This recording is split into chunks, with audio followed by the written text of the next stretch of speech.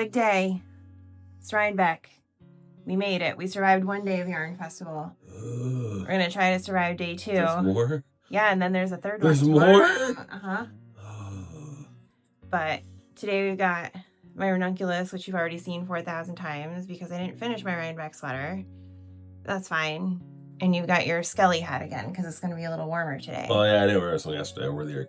I think you showed it in the video, though. I showed both because you didn't know. And then I wore the other. Scott got complimented on his Acadia beanie, actually. When I was checking out at Botanical Yarn, someone came up and complimented him. So, see? You're one of us now. All right, we're going to go sit in traffic getting across the bridge. But yeah, the day begins.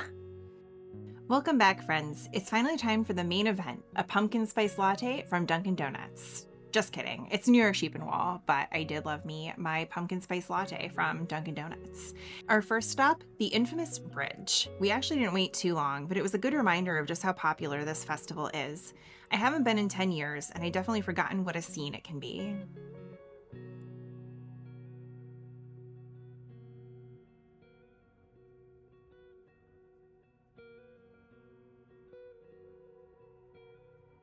If you haven't already, make sure to check out my other Rhinebeck vlogs. Day 1 covers our travel and Yarn Farm Kingston adventures, and Day 2 takes you through CAKEpalooza, Indie Untangled, and A Woolen Affair. Watching all 3 will give you a full picture of this incredible weekend of yarn, friends, and fall magic. So grab your knitting, settle in, and let's dive into the sights, sounds, and cozy chaos of New York Sheep and Wool 2025.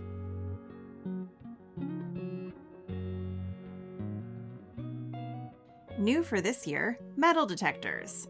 Or at least I heard they were new. Seems a little counterintuitive given all the sharp, pointy objects going in and coming out, but hey, safety first.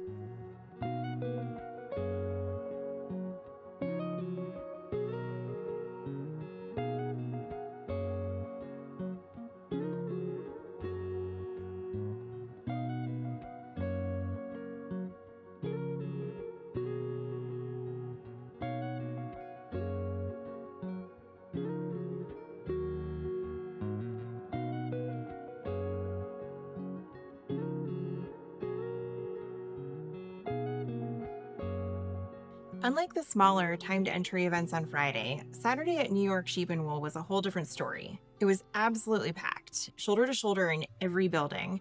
And while the fairgrounds themselves are beautiful, it was hard to really take it all in when you could barely move, let alone shop. I tried to get into a few booths, but the lines were so long and the aisles so crowded that I eventually gave up. By the end of the day, I'll admit I left feeling a little disappointed. But anyone who's been to Rhinebeck knows this is kind of the norm. Saturday is for meeting up with friends, soaking in the energy, and people watching. Sunday is the day to actually shop and wander at your own pace. It really just depends on what your Rhinebeck goals are.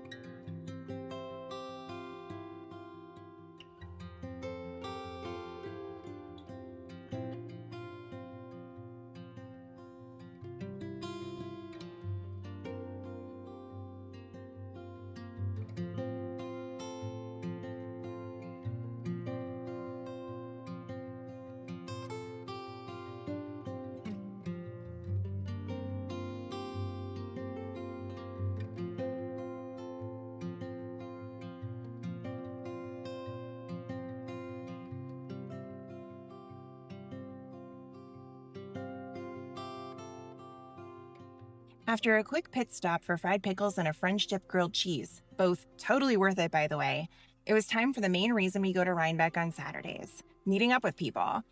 The podcaster meetup kicked off at 1 p.m. on the Hill, and it was such a joy to finally see familiar faces in person. We even had a little moment of podcast inception with Megan Moon and Sock Witchery. Cameras everywhere.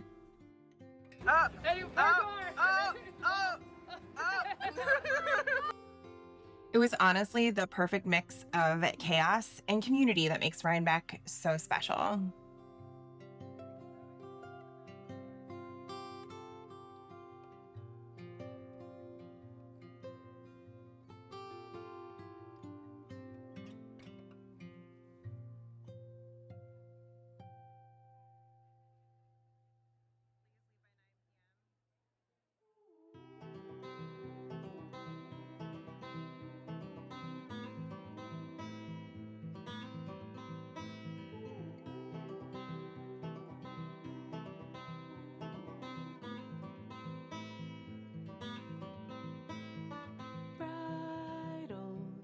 Trained to be tame, nature gave a new name, source to nurture the world, ready, sing a new tune, weight of it all won't get me down.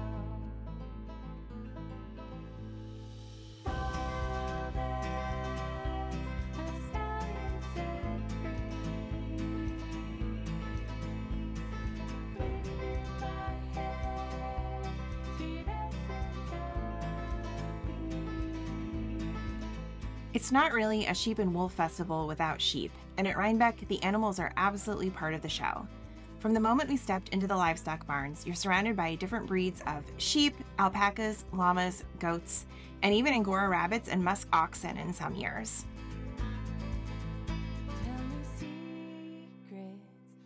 We wandered past pens filled with fluffy fleeces on 4 legs, spoke briefly with breeders who explained the luster of Leicester Longwools or the triple-purpose Icelandics, and let the barn smells and chatter wash over us in that fuzzy, fiber community kind of way.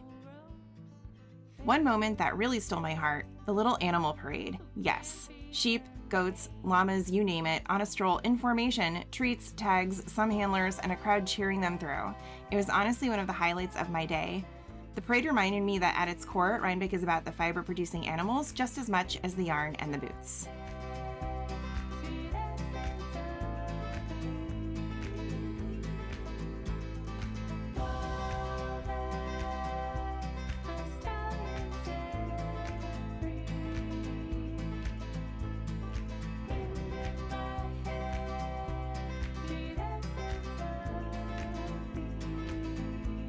There's something grounding about seeing the source of the wool we knit with. The animals themselves, the shearing, the fleece displays, the breed talks. It adds a layer of connection to what's in our hands later when we're knitting or crocheting.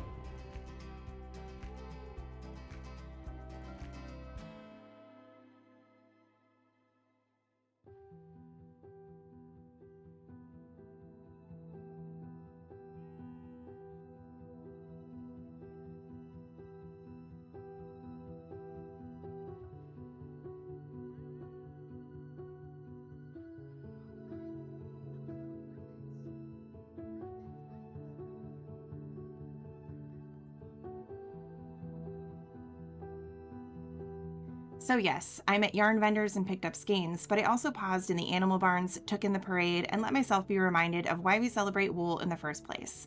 It's that full circle moment from sheep in the pasture to fleece to yarn to sweater on the needles.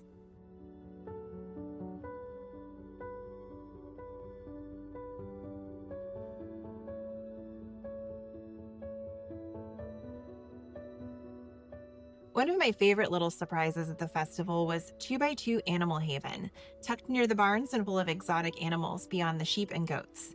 Kangaroos, lemurs, parrots, even an alligator and bearded dragons were there as part of their mobile zoo setup. It added a fun, unexpected twist to our Wool Weekend adventure.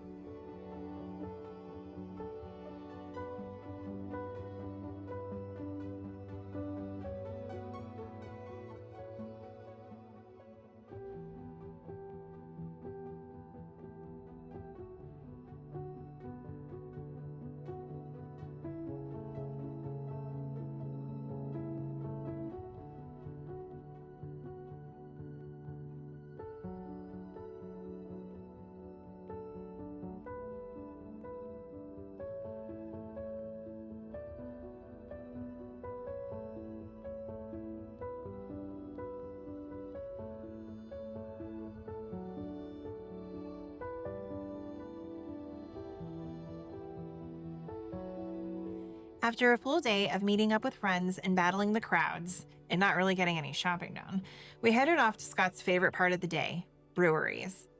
Our first stop was Suarez Family Brewery in Hudson, New York, a mom-and-pop production brewery known for crisp, clean lagers, mixed fermentation ales, and a welcoming tap room with an outdoor patio.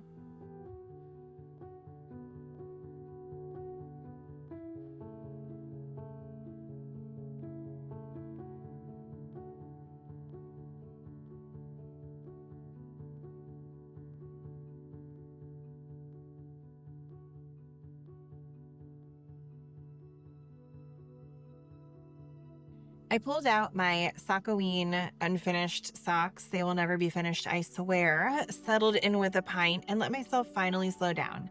We reflected on the day, the fairgrounds, the cozy chats, the knots of people, and just enjoyed a moment of calm together.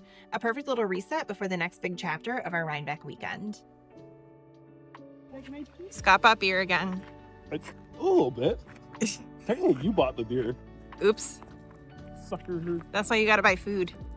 We had planned to have dinner near our Airbnb, but instead we ended up pulling into this cool little spot called Lasting Joy Brewery, a family-run brewery in Tivoli, New York, known for using locally grown Hudson Valley ingredients and serving their beers in a bright, modern barn-style taproom.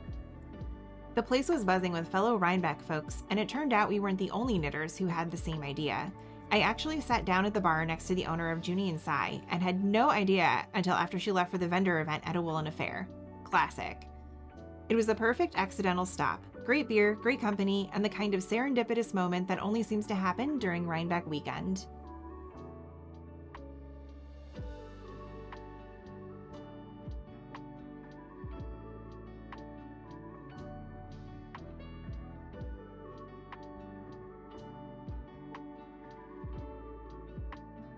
It is the last day of Rhinebeck Fit Check, and yeah, I give up.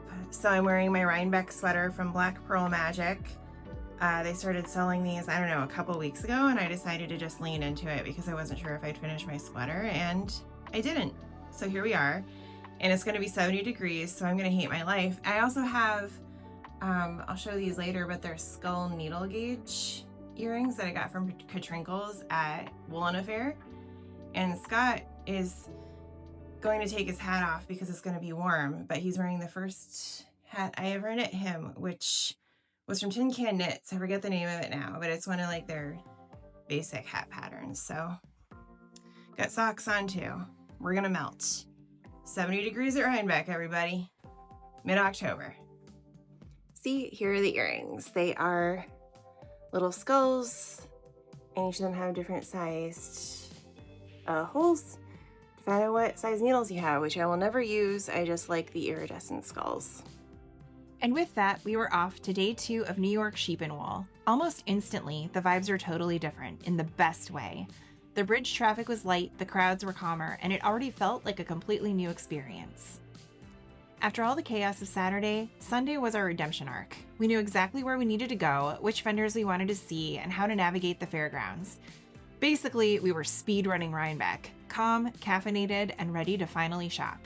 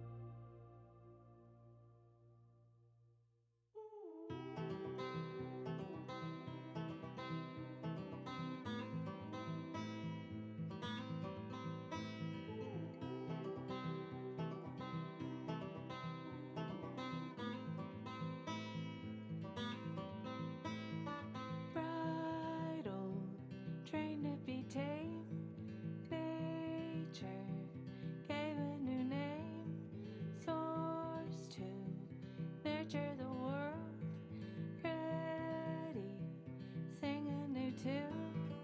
Weight of it all won't get me down. Flawless, a stallion set free. Wind in my hair, sweet essence of me.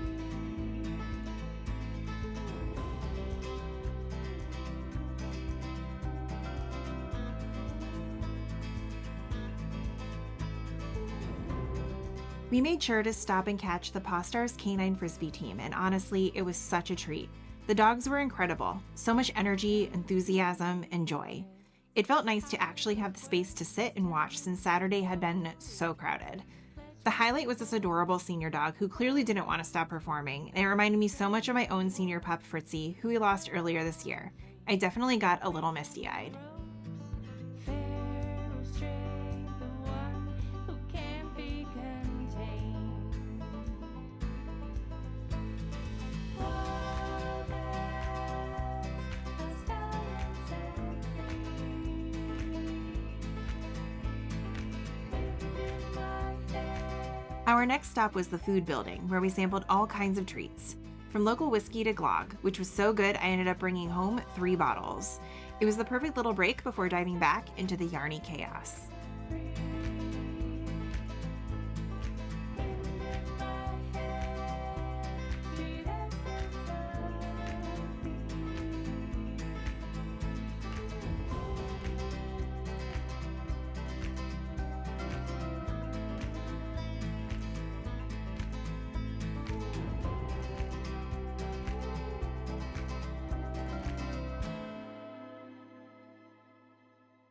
The food building also hosts a number of competitions throughout the weekend. Everything from fleece judging and sheep to shawl challenges to displays of finished items made by incredibly talented makers. It's such a great reminder of the artistry and skill that goes into this craft.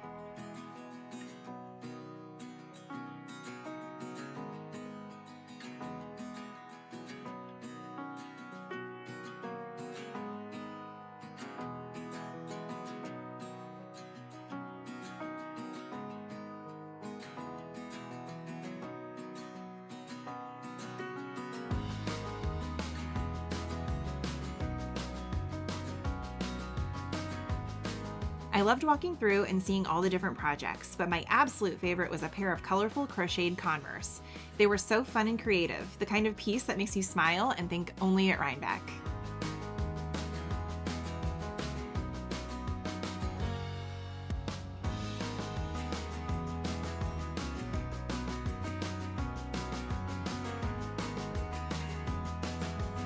We wrapped our day at the sheep herding dog demonstrations area, the well-run demo where trained dogs herd sheep across the fairground paddocks.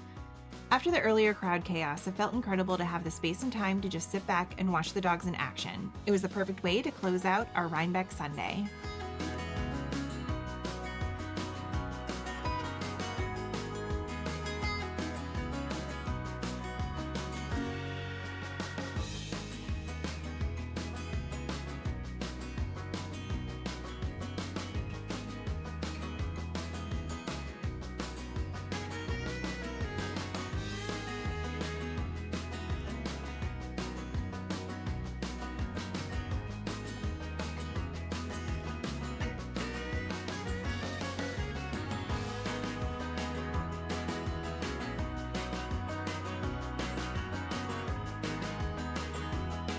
As we watched the herding demonstration, I finally had a chance to just sit, knit, and take in the weekend.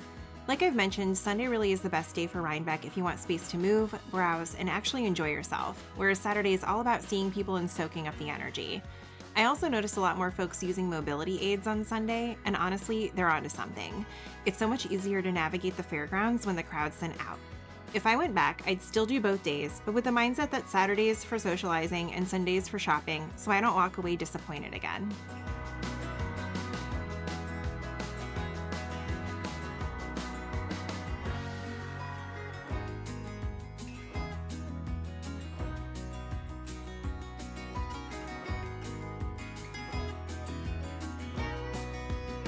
With the festival behind us, we needed a moment to ourselves, so we headed to Plan Bee Farm Brewery on their gorgeous Hudson Valley farm. Their beers are crafted from 100% New York ingredients, many grown right on site. Hops, grains, fruits, even the wild yeast from their hives. We found a quiet spot, picked our beers, pulled out our needles, well, I did, and reflected on the weekend. It was a sweet, slow moment of after the buzz, no pun intended, of Rhinebeck. Just knitting, sipping, and breathing in the farm air.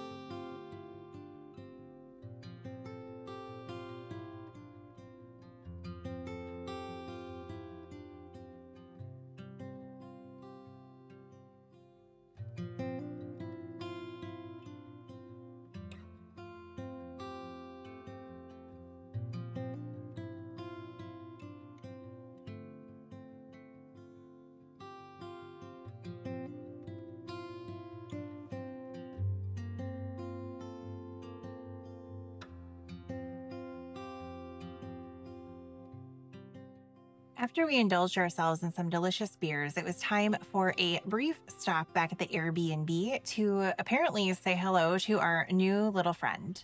Are you friendly? I guess so. I guess so.